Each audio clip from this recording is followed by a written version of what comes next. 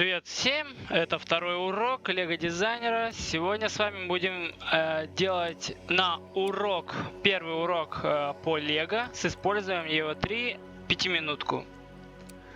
Итак, сейчас все сделаем, потом можно будет инструкцию скачать, вот там показать детям и так далее. Итак, для начала блок, два мотора, потом берем соединители, крепежи.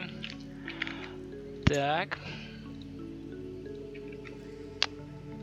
сюда, вот, черные соединители.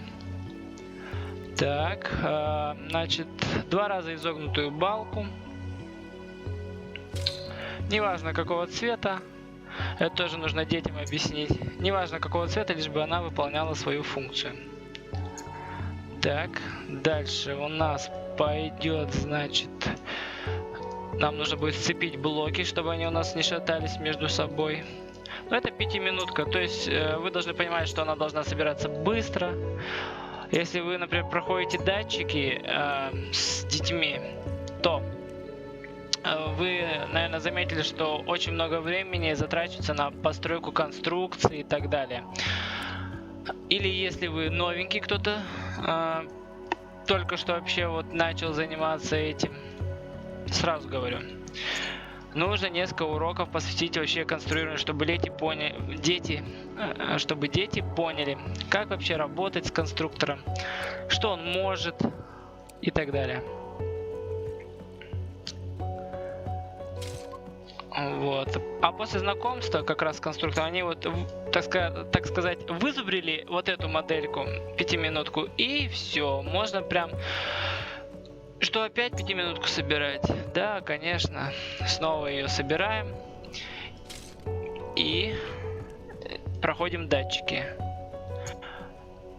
Конечно, после того, как вы прошли с ними датчики, можно с ними, конечно, и в игровой форме, например, провести то же самое, сумо какое-нибудь, там, или кто проедет трассу с одним датчиком, или с двумя, если вы хорошо обеспечены, как материально, так и материально, да. Так, дальше берем мы трехмодульный соединитель, один раз изогнутую балку, один раз изогнутую, еще один крепеж, соединитель. Так, дальше вот ее. Так, опять. Так, потом ось на 3 нам нужна.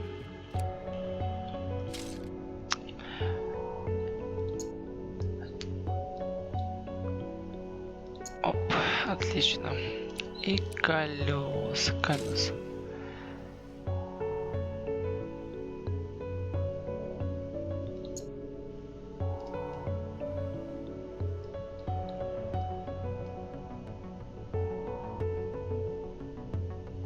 Оп, все отлично, прям ровно. Так, еще одно берем. Колесо.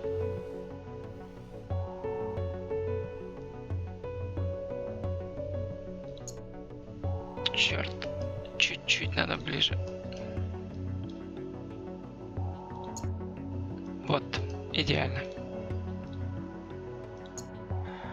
Так, третье поддерживающее колесо мы сделали, но у нас нету двух основных ведущих колеса. Итак, берем, значит, мы средние диски, средние покрышки.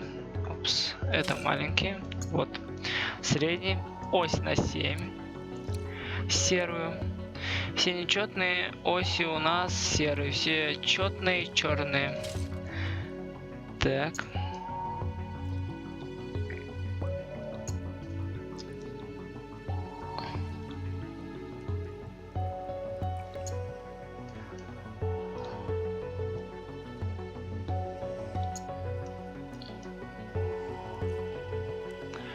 Втулки нужны.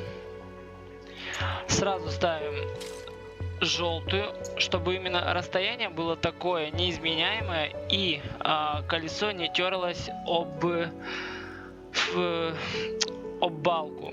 Потому что когда мы робота запускаем, если колесо будет совершать трение об балку, то он будет подтормаживать, не доворачивать и так далее. И мы можем повредить саму покрышку, резину.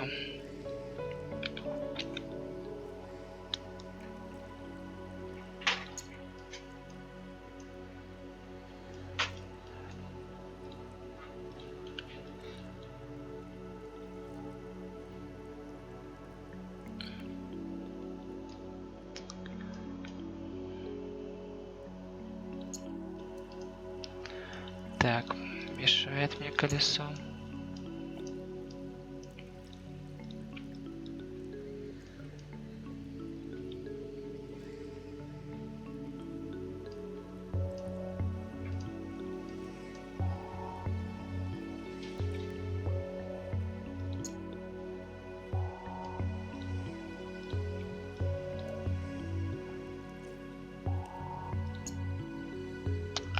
Ну ладно, пускай будет так. Дальше мы копируем это колесо, зажимаю Ctrl и щелкаю на все детали, которые мне нужны. Копирую, переворачиваю. Да. Или, если вот у нас отдельно какая-то конструкция, нажимаем на стрелочка с буквой Ж. Вот. Все, у нас все выделилось, отлично.